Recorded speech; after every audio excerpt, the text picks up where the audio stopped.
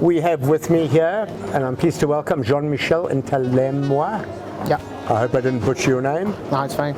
From the Democratic Republic of Congo, Yeah. representing the Wildlife Conservation Society. Yeah. It's based out of the US, Yes. but operating obviously in DRC. Exactly. Tell us a little bit about the work you're doing.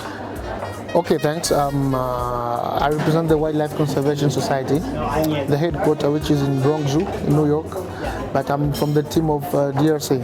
So we came here to share knowledge about social marketing and the multimedia communication campaign we're running in Kinshasa to reduce wild meat consumption. Right, this is a big issue in Africa. Yeah. I know we worked on a campaign like this in Nigeria, I think it was. Yeah. Tell us a little bit about how you approach it and how you use social marketing. I think that's the pivot that we're looking for. All right, yeah, in Kinshasa, we are running this multimedia campaign. We are trying to approach people and invite them to eat differently, like promoting Congolese cuisine without bush. Right. And we're dealing with 3 segment categories.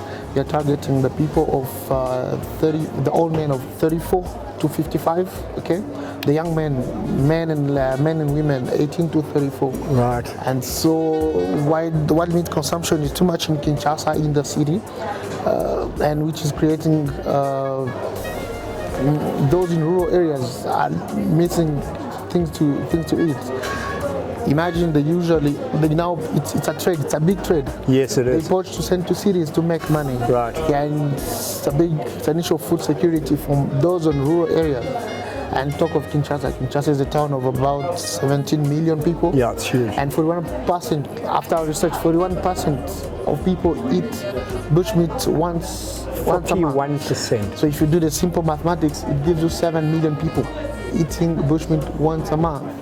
So you can imagine the what it's doing to the wildlife. And to those living in rural areas, supplying the food security, cities. The food security is because them they don't have much protein to eat. But in big cities, you have a lot of protein to eat. You have poultry, you have veggies, all kind of veggies to So you're trying to alter the behavior of those in the city by and then lower the demand. It's not an easy. It's not an easy task, as Prof. Jeff said.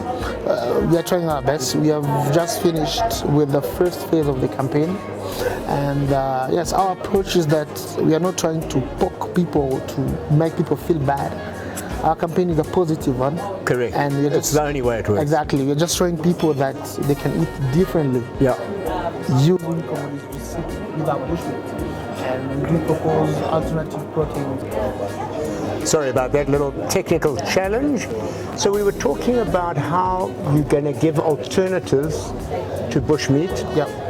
And mainly that people in the cities are creating the demand. Obviously Kinshasa being a huge city, one of Africa's largest or most populated city, right? Yeah. Drawing down the demand for bushmeat by creating alternatives in their sort of dietary choices. Yeah. So our campaign is based in the city, in Kinshasa. Right. Why are we based in the city? Our focus is on the consumers. Right. Okay. We are trying to lower the demand. Why? Because the wild meat demand is too much. As I said earlier, you have a town of about 17 million people. Whoa. And 41% of people eat bushmeat once a month. If you do the simple mathematics, it gives you about 7 million people eating bushmeat. 41% of 7 million. And you can imagine 17 million. Yeah, you can imagine the food security in rural areas. Yes. They don't have other alternative proteins. They have wild meat. But I can imagine the funny thing is that since it's now a trade, they no longer poach for themselves. They poach to sell in cities and make money. Right. And so that's our focus with the consumers in Kinshasa. We are trying to be positive as much as we can. It's a positive campaign. We are not trying to poke people. We are not trying to make people feel bad because they consume wild meat. But it's an invitation. We invite them to try new recipe, new Congolese recipe with our bushmeat, and make it special. It's not the same taste they're looking in bushmeat. They can find it in chicken, in goat, and so on. So it's a way of us also promoting Congolese cuisine without bushmeat in Kinshasa. That's clever. Yeah. A positive spin on a challenging problem. Exactly. You got it. Thank you so much. It's been a great pleasure. I wish I could speak for longer, Jean-Michel. Yeah, unfortunately, but Jean-Michel